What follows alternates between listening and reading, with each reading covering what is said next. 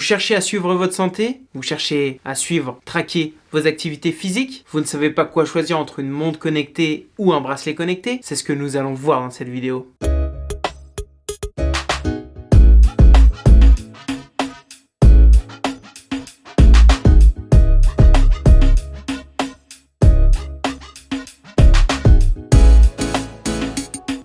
Bienvenue les amis dans Panacotech, je suis Mehdi. Aujourd'hui dans cette vidéo je vais vous aider à choisir entre une montre connectée ou un bracelet connecté. On va procéder en plusieurs étapes et voici le sommaire.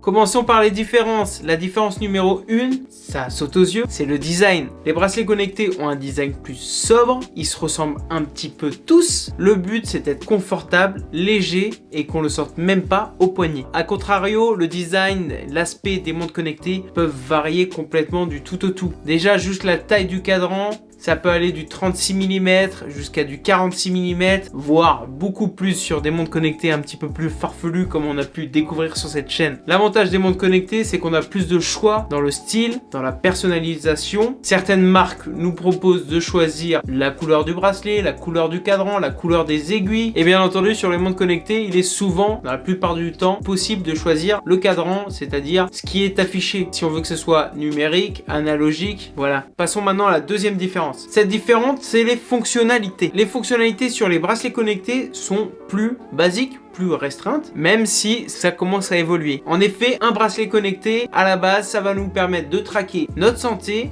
et traquer une activité physique. Au niveau des fonctionnalités, on peut avoir dans les meilleurs un cardio-fréquence-mètre qui nous permet de suivre en continu ou non notre rythme cardiaque, mais au moins de suivre notre rythme cardiaque pendant une activité. À ce cardio-fréquence-mètre, on aura un accéléromètre, un gyroscope, voilà tout ce qui va nous permettre de traquer aussi le mouvement. Globalement, un bracelet connecté va nous permettre de capter notre suivi de santé quotidien, c'est-à-dire nombre de pas, nombre de calories, nombre de kilomètres parcourus dans la journée, des fois voilà nombre d'étages montés, des choses comme ça. Il va aussi nous proposer la nuit un suivi du sommeil en fonction de l'agitation et du rythme cardiaque. On pourra donc avoir ce suivi quotidien et ce suivi de sommeil. À cela s'ajoute la dernière fonctionnalité des bracelets connectés, c'est le suivi sportif. Il est plus ou moins abouti en fonction du bracelet connecté. Il y a moins de détails que dans une montre connectée, mais on aura la distance parcourue, l'intensité cardiaque, etc. Ce qui était vrai avant, mais du coup ce qui a changé depuis le Fitbit Charge 4, c'est que généralement les bracelets connectés n'ont pas de GPS intégré. Cette fonctionnalité de GPS intégré, comme je viens de vous le dire, se retrouve dans la Fitbit Charge 4. Je l'ai déballé, j'ai fait le test, vous pouvez aller voir sur la chaîne. Mais dans la plupart des cas, pour avoir un suivi GPS, le bracelet connecté se connecte au téléphone et est dépendant du téléphone pour le meilleur suivi sportif. A contrario encore, la montre connectée par contre c'est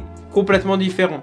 En fonction de la montre connectée, en fonction de la marque, en fonction du budget, on va en parler après, on peut avoir des fonctionnalités déjantées. Une montre connectée peut potentiellement remplacer complètement votre téléphone. On peut appeler avec, on peut recevoir des SMS, répondre aux SMS, on peut avoir des applications comme sur un iPhone. Si vous prenez une Apple Watch, vous pouvez avoir pratiquement les mêmes applications que sur votre iPhone. On peut avoir un ECG dans une montre connectée qui va nous permettre d'avoir un électrocardiogramme, donc pousser le suivi de santé au maximal. Voilà, en fonction des marques, en fonction des montres connectées, souvent maintenant on a un GPS intégré, on peut contrôler la musique, installer des applications comme Deezer, Spotify, ce qui aussi commence à se retrouver dans les bracelets connectés, la gestion de la musique. J'en ai parlé, j'en reparle encore, dans le Fitbit Charge 4, il y a la petite application Spotify. Mais normalement, c'est plus réservé aux montres connectées. On va avoir des montres connectées avec des systèmes d'exploitation complètement différents, des systèmes d'exploitation plus génériques comme Wear OS et celui de Google qu'on peut retrouver dans différentes marques de montres connectées. La marque prend ce système d'exploitation. Voilà, on peut contrôler l'appareil photo. Il y a même des montres connectées avec des appareils photo. Je vous en avais présenté une avec un appareil photo de face, de côté, des montres connectées énormes qui font limite mini tablette. Les fonctionnalités des montres connectées vont au-delà de ce que vous pouvez penser. Mais généralement, ce qu'on va utiliser en plus que ce qu'il y a dans un bracelet connecté, c'est plus la gestion d'indépendance comme la musique, le téléphone, les SMS. je l'ai évoqué, la troisième différence, c'est la navigation. La navigation dans l'interface d'un bracelet connecté est beaucoup plus simple, beaucoup plus basique. Il n'y a pas non plus des milliers et des milliers d'applications. Il y a quelques menus, on clique, on lance. C'est vraiment basique, c'est simple, c'est efficace. Dans une montre connectée, on peut se perdre. On peut avoir des systèmes d'exploitation plus complexes que d'autres. Mais c'est aussi toute cette richesse qui peut être intéressante dans les montres connectées. Les systèmes d'exploitation sont plus ou moins compatibles avec iOS et Android en fonction de la marque de la montre. Mais c'est une différence notable parce que la prise en main d'une montre connectée est plus longue que la prise en main d'un bracelet connecté. La quatrième différence, c'est l'autonomie. Généralement, l'autonomie d'un bracelet connecté est supérieure à celle d'une montre connectée. Comme je vous dis, ça dépend des marques, ça dépend des modèles. Mais généralement, on prend un bracelet connecté pour une bonne autonomie. Après, ça peut aller de quelques jours à quelques mois. Néanmoins, encore l'exemple du Fitbit Charge 4, l'autonomie est similaire à celle d'une montre connectée parce qu'il y a le GPS, etc. Les montres connectées ont une autonomie généralement aussi plus courte. Pourquoi ? Parce qu'il y a des applications, il y a le GPS, il y a les appels, tout ça font que la batterie s'use plus vite. Petite exception, mais on va en parler un petit peu après, c'est les montres hybrides. C'est des montres connectées, mais elles peuvent avoir une autonomie qui dépasse le mois aussi. La dernière différence, c'est le prix. Le prix, généralement, un bracelet connecté, ça va de une poignée d'euros à 150 euros. Le Fitbit Charge 4, par exemple, est à 150 euros. Les montres connectées, c'est un tout autre délire. Pourquoi ? Parce que on en a déjà beaucoup trop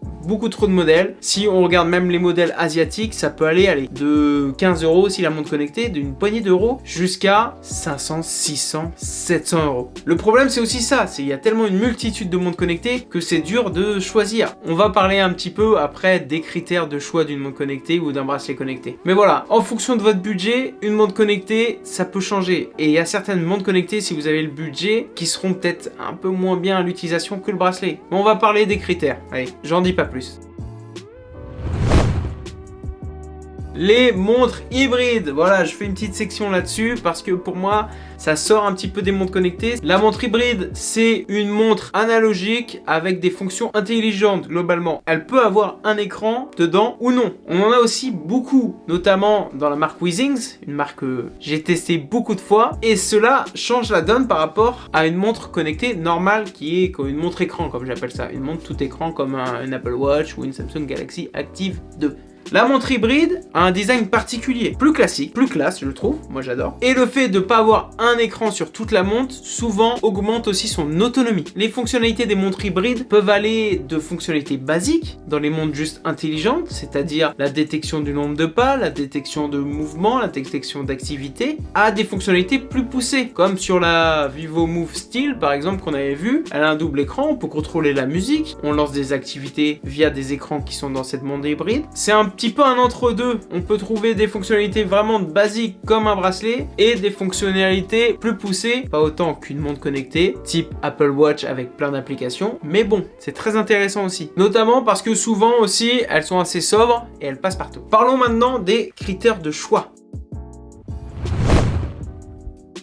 Je vais vous énoncer les 3 critères pour choisir, soit entre une montre connectée, soit entre un bracelet connecté, soit parmi ces montres connectées, soit avec les hybrides. Les critères de choix. Premier critère, c'est le design.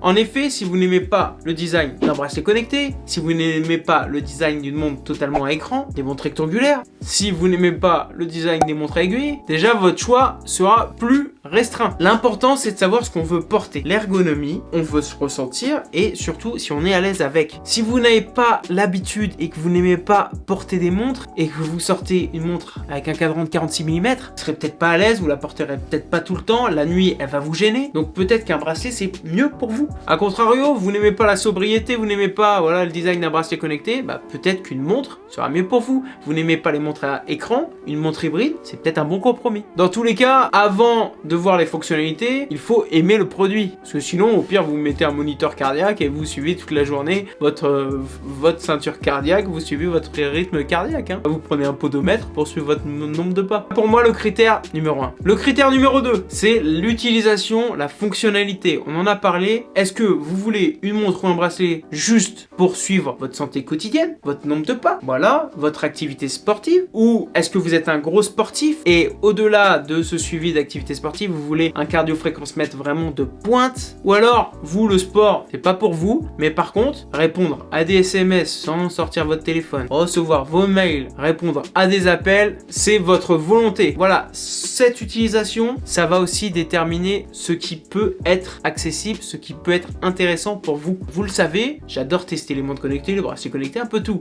J'adore tout, mais au final, je suis souvent avec des montres hybrides. Pourquoi? Parce que les fonctionnalités comme les appels, les SMS, ça me correspond pas forcément parce que j'ai quand même toujours mon téléphone sur moi. Même quand je vais faire du sport, d'avoir une montre 4G, ça me correspond pas forcément non plus parce que j'ai quand même mon téléphone pour régler mes musiques. Surtout que, voilà, je suis sur Apple Music surtout. Donc Apple Music, ça veut dire que toutes les montres autres qu'Apple, ça marche jamais. Donc j'ai toujours mon iPhone pour contrôler ma musique. Et c'est pareil, même les fonctionnalités de musique avancées comme Deezer ou Spotify, je n'ai pas de compte premium, donc ça me dérange pas de pas avoir ces fonctionnalités là. Moi, ce qui est important pour moi, après faites votre avis, ce qui est important pour moi, c'est un bon suivi sportif, surtout au niveau cardiaque, parce que c'est ce qui me fait prendre ma montre ou mon bracelet au lieu de ma ceinture cardio-fréquence-mètre. Donc cette utilisation, c'est vraiment aussi, après le design, un critère très important. Mon dernier critère de choix, c'est le budget. En fonction du budget que vous avez, si c'est en dessous de 100 euros, entre 100 et 150 euros, entre 150 et 200 euros, entre 200 et 300 euros, il n'y a pas de budget, 300 à 600 euros, vous allez avoir plus ou moins de choix. Si par exemple vous vous en fichez un petit peu du design, que ce soit un bracelet ou une montre, que l'utilisation, pareil, vous restez sur une utilisation assez simple, sans fonctionnalité, et que vous avez un budget assez serré, peut-être qu'il vaut mieux s'orienter vers un bon bracelet connecté qu'une mauvaise montre connectée. C'est pareil, si vous voulez vraiment toutes les fonctionnalités des montres un petit peu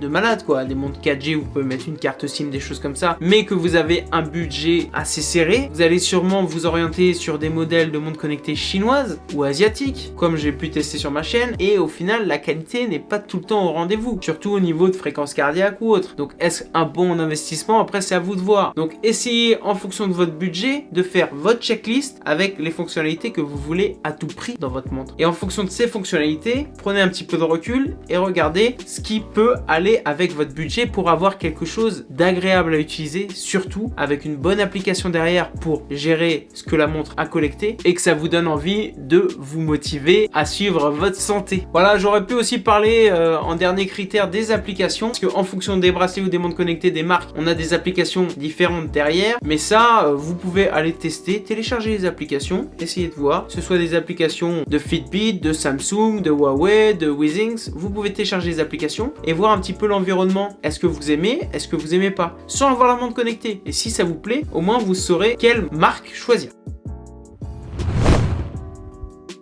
Pour conclure les amis, vous l'avez entendu, il n'y a pas vraiment de choix décisif tranché sur montre connectée ou bracelet connecté. Ça va dépendre de votre budget, de l'utilisation et du look que vous voulez avoir. J'espère en tout cas que cette petite vidéo vous aura servi. Comme je vous le disais, par exemple avec le nouveau Fitbit Charge 4, on se retrouve plus dans un design de bracelet avec des fonctionnalités de montre connectée. Donc je pense que ça va changer. Il y a un gros boom sur les bracelets et montres connectées. Donc on va avoir de belles surprises. Merci d'avoir regardé cette vidéo. Si vous avez apprécié cette petite vidéo, lâchez un pouce bleu. Pour tout suivre de l'actualité tech, abonnez-vous, mettez la petite cloche de notification pour voir mes nouvelles sorties, notamment sur les montres et les bracelets connectés. Si vous avez une question, si vous voulez me demander un avis sur une montre ou un bracelet connecté, lâchez un commentaire. En attendant, vivez à fond, vivez high tech, merci et à bientôt sur ma chaîne.